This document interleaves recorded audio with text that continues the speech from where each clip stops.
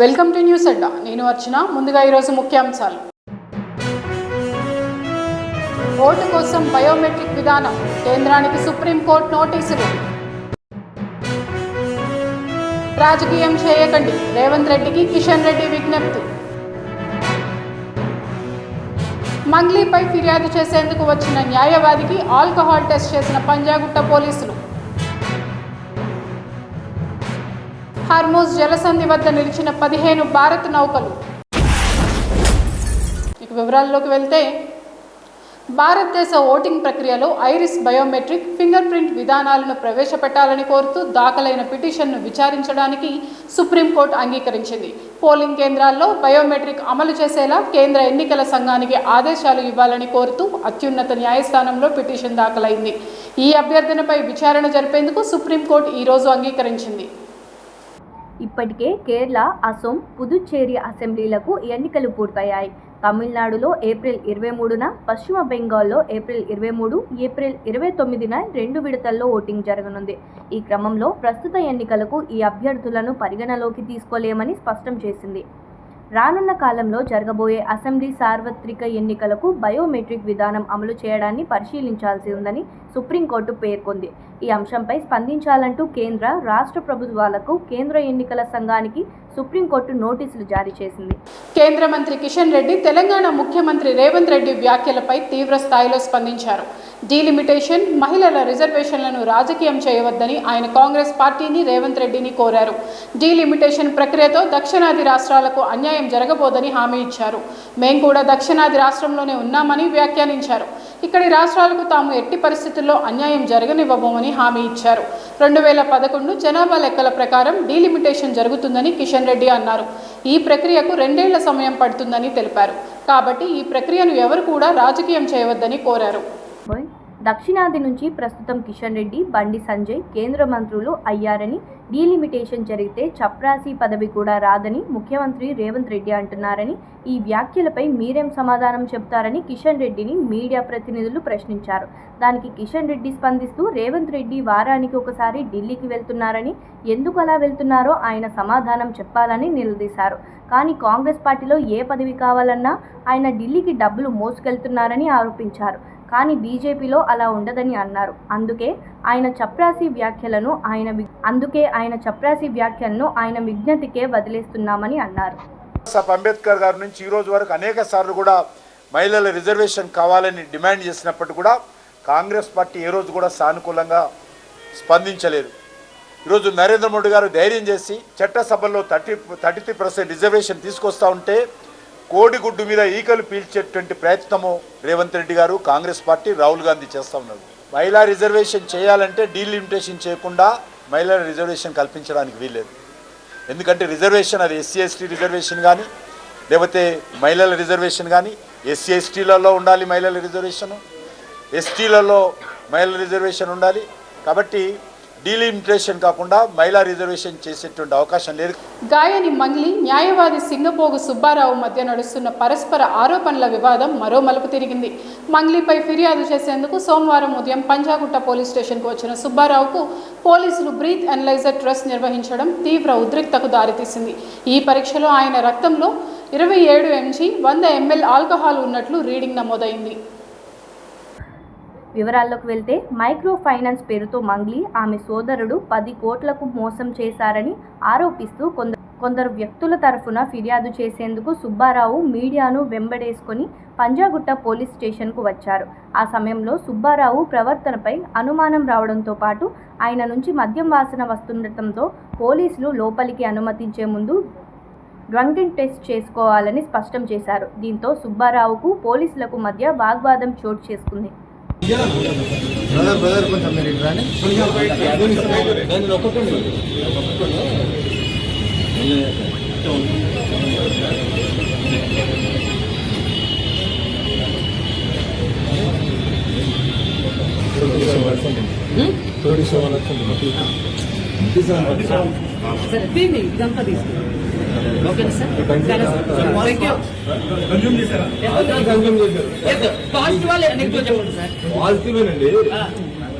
Alcohol consume చేశారు అంటే driving చేయడానికి ఎలిజిబుల్ అంతే. సార్ ఇది చూడండి, వినండి, ఇది కేవలం కూడా భయపెట్టే మభ్యపెట్టే ప్రయత్నాలు ఇవన్నీ కూడా.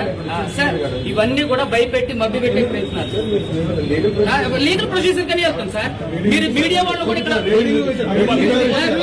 రీడింగ్ అది ఎంత అవమానం అండి. సార్ ఇక్కడ 35 ఎబవ్ ఉంటారు. డ్రైవింగ్ గురించి మాట్లాడు, నేను చెప్పాను కదా. అంటే ఇది దీంట్లో ఇది పక్కదారి పట్టించడానికి పక్కదారి పట్టడం మరి అంతే కదా సార్. ఆల్కహాల్ టెస్ట్ అనేది కరెక్ట్ కాదండి. నేను అదే నేను చేస్తే ఇప్పుడు మళ్ళీ ఒకసారి బ్లడ్ శాంపిల్స్ తీసుకోండి. చేయలేదండి. ఇప్పుడు నేను ఎప్పుడు సార్ ఏమండి మేము రాత్రి చేసింది ఇది ఇప్పుడు కాదు. నాకు స్మెల్ వచ్చింది, నాతో పాటు చాలా మంది. సార్ రాత్రి చేసిన దానికి ఇప్పుడు మీరు ఎట్లా చేస్తారు సార్? నన్ను బలవంతంగా ఎట్లా మీరు ఇప్పుడు నేను డ్రంక్ అండ్ డ్రైవ్ ఏమైనా చేసిన నేను ఏమన్నా బైక్ మీరు ఎందుకు మరి నాకు ఒక అడ్వకేట్ ని మీరు ఎందుకు ఆల్కహాల్ టెస్ట్ చేశారు? మీరే కదా ఎందుకు చేశారు సార్? నేను చేయమలేదే. మీరు పట్టించి నా వెనకాల పోలీసులు పెట్టి మరి బాధితులు ఇప్పుడు తాగానన్నా నేను కూడా లీగల్ వెళ్తా సార్. నేను కూడా లీగల్ వెళ్తా. I'm advocate. I'm not a normal person. I know everything about in this society sir. మీరు మీద బెదిరించారు. ఇప్పుడు పోలీసులు సార్ మీడియా మిత్రులందరూ కూడా చూడండి. పోలీస్ సార్ వాళ్ళు నన్ను బలవంతంగా బ్లాక్ కార్డ్ టెస్ట్ చేశారు. నేను వెహికల్ చేస్తే నేను ఏమైనా వెహికల్ నడుపుతుంటే సార్ నన్ను ఆల్కార్డ్ టెస్ట్ చేశారు. ఎందుకు అంటే పోలీస్ స్టేషన్ లీగల్ ప్రొసీజర్ తెలియదు అనుకుంటా. వెహికల్ డ్రైవింగ్ చేస్తేనే టెస్ట్ చేయాలి. వెహికల్ డ్రైవింగ్ తాగి పొజిషన్ వస్తే పబ్లిక్ ప్లేస్ లో వస్తే ఇప్పుడు తాగానన్నా ఇప్పుడు ఎక్కడ తాగాను చెప్పింది ఎప్పుడు ఏమండి నైట్ ఆల్కహాల్ తీసుకుంటే ఏమండి నైట్ ఆల్కహాల్ తీసుకుంటే కాదండి ఏమండి తప్పు. ఇప్పుడు ఎవరు కూడా ఏమండి ఇది ఎంత పక్కదారి పట్టించడానికి పోలీసులు చేస్తే చర్య. దయచేసి చూడండి, నాకు ఎప్పటి నుంచో తెలుసు తమ్ముడు. ఎప్పుడన్నా సరే మేమంతా కలిసి కొట్లాడిన తప్ప ఎప్పుడన్నా మేము ఎలాంటి చేసినా ఇక్కడికి వచ్చేటప్పుడు మద్యం తాగి రాకూడదు అనేది ఎవరికి చెప్పాల్సిన అవసరం లేదు.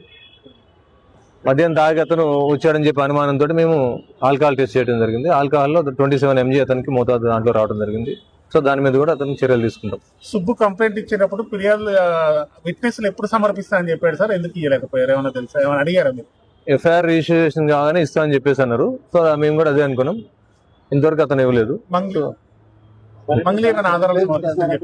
మంగ్లీ ఇచ్చిన కంప్లైంట్ ఇచ్చారు. కంప్లైంట్ ఇచ్చిన తర్వాత దాని మీద మేము లీగల్ ఒపీనియన్ తీసుకొని ఏ విధంగా ప్రొసీడ్ కావాలని చెప్పేసి వెయిట్ చేస్తున్నాం. సుబ్బారావు ఆరోపణలకు సంబంధించి ఆర్థిక లావాదేవీలకు సంబంధించిన అంశం మాత్రం పంజాగుట్ట పోలీస్ స్టేషన్ తో ఎలాంటి సంబంధం లేదా? లేదు. పంజాగుట్ట పోలీస్ స్టేషన్ ఆ మైక్రో ఫైనాన్స్ సంబంధించిన దాంట్లో పెట్టుబడి పెట్టిన విషయాలు కానీ మాకు ఎటువంటి ఫిర్యాదు రావడం కానీ ఆ పరిధి కూడా మా దాంట్లో రాలేదు.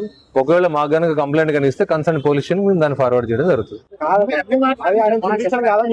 అన్ని కావాలని అడిగారు సార్. మీరు సుబ్బు ఫిర్యాదు మీద ఎలాంటి చర్యలు తీసుకున్నారు? మంగ్లీ ఫిర్యాదు మీద ఎలాంటి చర్యలు తీసుకున్నారు? ఇప్పటి వరకు జరిగింది ఏంటి? ఎవరైనా ఎవిడెన్స్ సమర్పించారా? సుబ్బారావు గారు 6 రోజుల క్రితం మాకు పోలీస్ స్టేషన్ లో కంప్లైంట్ ఇవ్వడం జరిగింది. కొంతమంది వ్యక్తులు అతన్ని బెదిరించారని చెప్పి, మధు తదితరులు బెదిరించారని చెప్పి, దాంట్లో మంగ్లీ అని చెప్పేసి ఒక సెలబ్రిటీ వాళ్ళ తమ్ముడు ఉన్నారని చెప్పేసి దాంట్లో పర్టికులర్ గా ఆయన మెన్షన్ చేశారు. దాంట్లో బెదిరించారు, తర్వాత మమ్మల్ని తిట్టారని చెప్పేసి ఆయన కంప్లైంట్ ఇచ్చారు. ఆ కంప్లైంట్ అనేది నాన్ కాగ్నిజబుల్ ఇంగ్రీడియంట్స్ ఉండడం వల్ల మేము కోర్టు పర్మిషన్ తీసుకుని దాంట్లో కేసు రిజిస్ట్రేషన్ చేయడం జరిగింది. సో ఇప్పటి వరకు కేసు రిజిస్ట్రేషన్ అయిన తర్వాత అతని ఇంతవరకు మాకు ఎటువంటి ఆధారాలు సమర్పించలేదు. దాంట్లో ఎవరెవరు ఆయన బెదిరించిన టైంలో ఉన్నటువంటి సాక్షులు కూడా ఎవరిని ప్రొడ్యూస్ చేయలేదు. దానికి సంబంధించి మేము కూడా మార్నింగ్ నుంచి కాల్ చేసాం. ఫోన్ కాల్స్కి అతను స్పందించలేదు. కాకపోతే నిన్న మంగ్లీ గారు నిన్న వచ్చి కంప్లైంట్ ఇవ్వడం జరిగింది. సత్యావతి మంగ్లీ ఆ కంప్లైంట్ ఇచ్చిన దాని ప్రకారం కూడా మేము కంప్లైంట్ తీసుకొని దాని మీద లీగల్ ఒపీనియన్ కోసం పెట్టాం. అది సాటర్డే భయభ్రాంతులు గురి చేయడం కాదు. పోలీస్ స్టేషన్ అనేది పబ్లిక్ ప్లేస్. ఇక్కడికి ఒక డిసిప్లిన్ గా రావాల్సి ఉంటుంది. ఎక్కడైనా సరే పబ్లిక్ ప్లేస్ ఎక్కడైనా కూడా వేరే ఫిర్యాదుదారులు ఉంటారు, చాలా మంది ఇక్కడికి వస్తారు. కాబట్టి ఇక్కడ ఒక పద్ధతిగా రావడం జరుగుతుంది. హర్మూజ్ జలసంధి మీదుగా భారత్ రావాల్సిన 15 భారతీయ నౌకలు ప్రస్తుతం అక్కడే చిక్కుకుపోయాయి. హర్మూజ్ను పూర్తిగా దిగ్బంధిస్తామని అమెరికా హెచ్చరించడంతో పశ్చిమాసియాలో తీవ్ర ఉద్రిక్తతలు రాచుకున్నాయి. ఈ క్రమంలో అక్కడ వివిధ దేశాలకు చెందిన నౌకలు నిలిచిపోయాయి. భారత్కు చెందిన 15 నౌకల్లో ఎక్కువగా LNG, LPG క్యారియర్లు, క్రూడ్ ఆయిల్ ట్యాంకర్లతో పాటు ఒక కెమికల్ కంటైనర్ కూడా ఉందని తెలుస్తుంది. హర్మూజ్లో నిలిచిపోయిన వాణిజ్య నౌకలతో సమన్వయం చేసుకునేందుకు భారత నౌకాదళం ప్రయత్నిస్తోంది. ఇందుకోసం నౌకాదళానికి చెందిన 6 ఓడలు ప్రస్తుతం పర్షియన్ గల్ఫ్ సమీపంలో మోహరించాయి. మన నౌకలను సురక్షితంగా హార్మూజ్ జలసంధిని దాటించేందుకు ఇవి సహాయపడనున్నాయి. ఈ జలసంధి మార్గంలో మొత్తం 25 భారత నౌకలు ఉన్నాయి. అయితే ఇప్పటికే 10 నౌకలు ఈ జలసంధిని దాటాయి. ఇవి ఇప్పటివరకు ఉన్న అప్డేట్స్. మరిన్ని వార్తలతో మళ్ళీ కలుద్దాం. నమస్కారం.